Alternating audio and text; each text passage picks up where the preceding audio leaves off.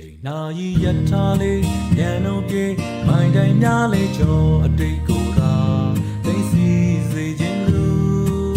ကျင်နာစွာရှက်ပြေသောအချင်းမိုးများရင်ကုန်ရက်စားမှာမင်းလက်ဆောင်အနမ်းလေးငါလွမ်းပြီး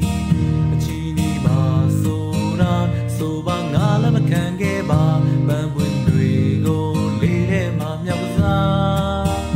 ပန်းပွင့်ကျွေတွေပြန်ကျဲကုန်နာပြခင်စိမ့်စီမှာမင်းချစ်တော်မွေးနဲ့ထင်ဆွဲလာ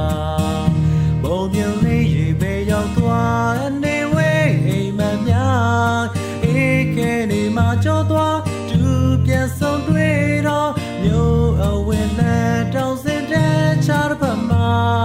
ပြန်ဆုံးတွေ့ရင်ငယ်ချစ်ကအမရသေးရင်နှုတ်ဆက်ပါတတိယသေးရင်